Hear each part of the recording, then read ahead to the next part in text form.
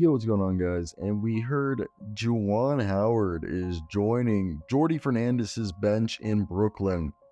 And you guys want to hear something somewhat ironic?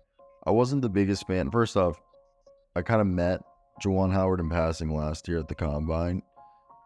But besides that, that's not even the point. But what I was going to say is, ironically, I like Juwan Howard better as an assistant coach in the NBA than when he was a college coach. Maybe it's because I went to Kansas. I wasn't really necessarily a fan of Juwan Howard as a college coach, but when I remembered him as an assistant, because if you guys don't recall, he was one of the last player coaches in the era of, he was on the Miami Heat teams.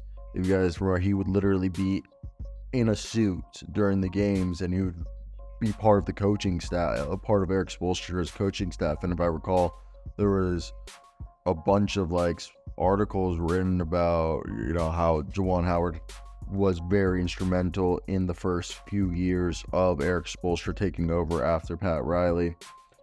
And with Juwan Howard now obviously leaving Michigan, Juwan spent the last 3 seasons of his career with the Heat in 2010 to 2013. And as soon as he retired, he actually, from 2013 to 2019, was the Miami Heat's assistant. And I believe he was one of the lead assistants on that bench. And for the longest time, I thought Juwan Howard would go on to be an NBA coach. And I wanted him to be an NBA coach. And alas, that did not happen. He ended up going and becoming a Michigan man again.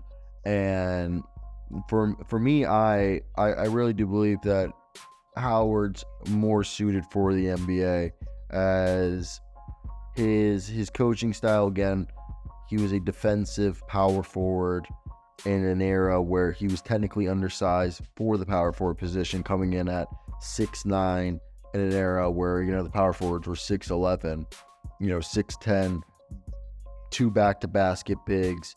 And he was one of the first guys his nickname by, I think, by Fisher, was the Rock of Gibraltar, okay? And it was because of his sturdiness there.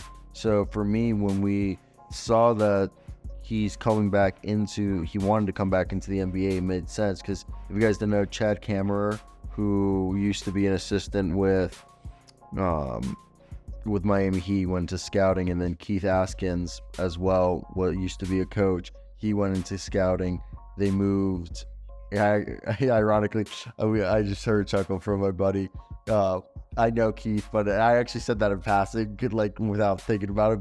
But Keith went into scouting, and Juwan took his spot. So when he took the spot, it was basically Juwan Howard never actually retired from the NBA, but due to league regulations, it prohibits one from holding a coaching position while being an active player, because they wanted to stop the player coaches that were happening in the 50s and 60s.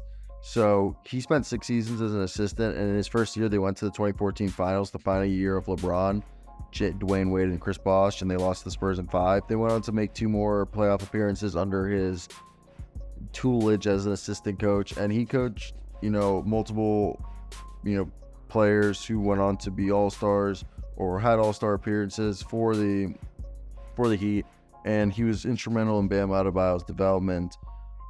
For me, I think one of the biggest things when you look at Juwan is he went 49-48 in conference play at Michigan in 87 and 72, but in reality, besides that 1 year, which was the year after COVID, which was a good squad. He only made it to the Elite Eight, which is good. I went to Kansas, so it's just a normal year for us. But it's Sweet 16, and then NIT, and then after that, just crap.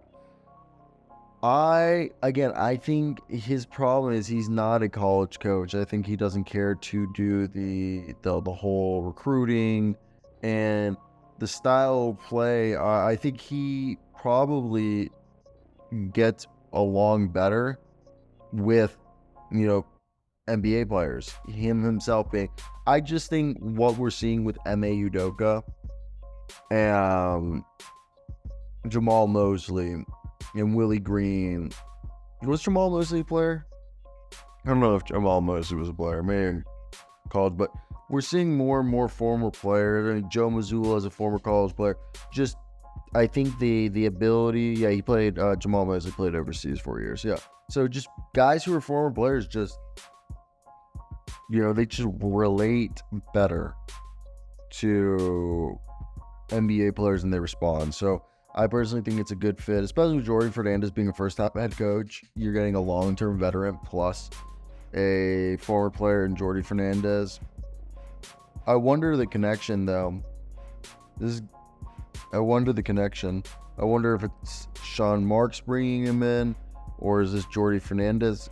I'm looking at Jordi Fernandez's career, and he never worked in Miami. Their careers never overlapped. So for me, I'm very curious on who put this one here. I'm going to check if Sean Marks is the guy. I also just found out Sean Marks is New Zealander, so it's got to be Sean Marks. It's got to be a Sean Marks connection. I think this one's a Sean Marks one. But that's it. Also, again, I did not know Sean Marks played till 2011. Surprised by that one. But cheers. That's it.